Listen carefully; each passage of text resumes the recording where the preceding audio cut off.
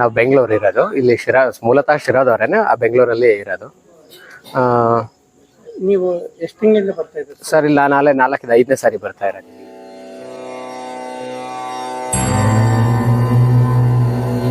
ಏನ್ ಅನ್ಸ್ತಾ ಇದೆ ದೇವಸ್ಥಾನ?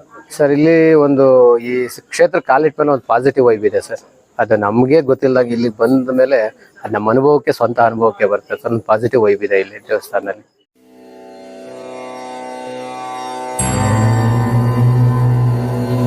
ಅಮ್ಮವರು ಬಂದು ದರ್ಶನ ಮಾಡಿ ನಮ್ಮ ಕಷ್ಟ ಸುಖಗಳು ನಾವು ಹೇಳ್ಕೊಂಡು ಇದು ಮಾಡ್ಕೊಂಡಾಗ ನಮಗೆ ಮನಸ್ಸಿಗೆ ಸಮಾಧಾನ ಆಗುತ್ತೆ. ಜೊತೆಗೆ ನಮ್ಮ ಕಷ್ಟಗಳನ್ನು ತೀರ್ತಾ ಬರ್ತಿದ್ದಾವೆ.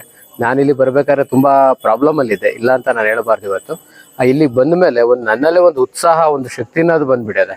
ಅದು ನನಗೆ ಇವತ್ತು ನಾನು ಎಷ್ಟು ಕಷ್ಟಪಟ್ಟು ಒಂದು ಏನೇ ಮಾಡಬೇಕು ಅಂತಂದು ಹೋದ್ರೂ ತುಂಬಾ ಲಾಸು, ಸೋಲು, ನೋವುಗಳು ಅನುಭವಿಸಿದ್ದೆ. ಇಲ್ಲಿ ಬಂದಾಗಳಿಂದ ಎಲ್ಲ ಒಳ್ಳೇದಾಗ್ತಿದೆ ಸರ್. ಅಮ್ಮನ ನಂಬಿದ್ದೀನಿ, ಅಮ್ಮನ ನಂಬಿ ನಡೀತಾ ಇದ್ದೀನಿ, ಯಾವ ಅಮ್ಮನ ಸೇವೆ ಮಾಡ್ತಾ ಇದ್ದೀನಿ. ಇಲ್ಲಿ ಬಂದಾಗಳಿಂದನೂ ನನಗೆ ತುಂಬ ಚೆನ್ನಾಗಿ ಒಂದು ಅನುಕೂಲತೆ ಮಾಡಿಕೊಡ್ತಾ ಐತೆ ಅಮ್ಮ.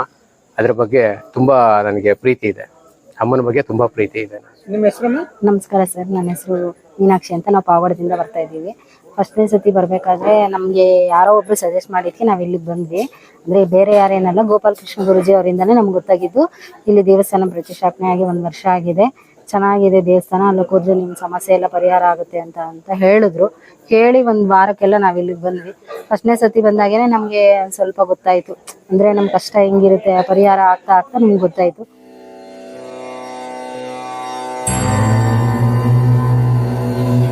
ಸರಿ ಆಯಿತು. ಅದಾದ್ಮೇಲೆ 3 ಮಂತ್ಸ್ ಆದ್ರೂ ಬರೋಕ್ಕೆ ದಾರಿನೇ ತೋರಿಸ್ಲಿಲ್ಲ.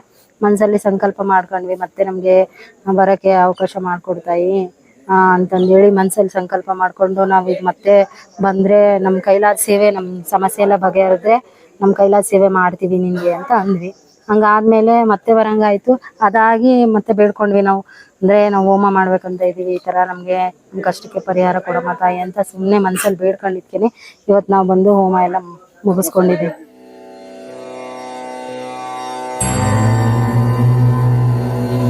ನಮಸ್ಕಾರ ಸರ್, ನನ್ನ ಹೆಸರು ಪುಷ್ಪ ಅಂತ. ನಾನು ಇಲ್ಲಿ ದೇವಸ್ಥಾನಕ್ಕೆ ಬರೋಕ್ಕೆ ಮೇನ್ ಕಾರಣ ಅಂದರೆ ಇವರು.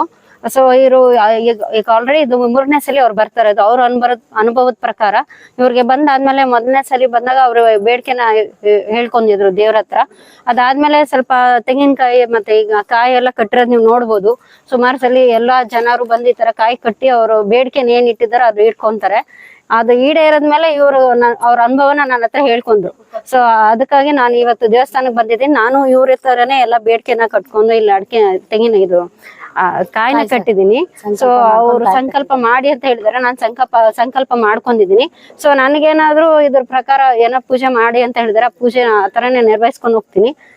ಮಾಡಿ ಅನುಭವ ಆಗಿ ಒಳ್ಳೇದಾದ್ರೆ ಮತ್ತೆ ಈ ತರ ಬರ್ತೀವಿ ಸರ್. ಫಸ್ಟ್ ಟೈಮ್ ಬಂದಾಗ ಈ ತರ ಕಾಯಿ ಎಲ್ಲ ಕಟ್ಟಿರೋದ್ ನೋಡಿದ್ರೆ ಒಂದ್ ನಂಬಿಕೆ, ನಮ್ಗುನು ಎಲ್ಲೋ ಒಂದ್ ಕಡೆ ನಮ್ಗುನು ನಮ್ ಕಷ್ಟ ಬಗೆಹರುತ್ತೆ, ನಮ್ಗೂ ದೇವ್ರು ಎಲ್ಲೋ ಒಂದ್ ಕಡೆ ದಾರಿ ತೋರ್ಸುತ್ತೆ ಒಂದ್ ನಂಬಿಕೆ ಇದೆ ಸರ್.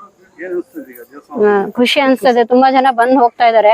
ಅದು ಬರೀ ಇದು ಪ್ರತಿಷ್ಠಾಪನೆ ಹೊಸದಾಗ ಆಗಿದೆ ಅಂತ ಹೇಳ್ತಾ ಇದಾರೆ. ಜನಸಂಖ್ಯೆ ನೋಡಿ ಹೇಳ್ಬೋದು ನಾವು, ಜನರು ದೇವ್ರ ಮೇಲೆ ಎಷ್ಟು ನಂಬಿಕೆ ಇಟ್ಕೊಂಡಿದ್ದಾರೆ.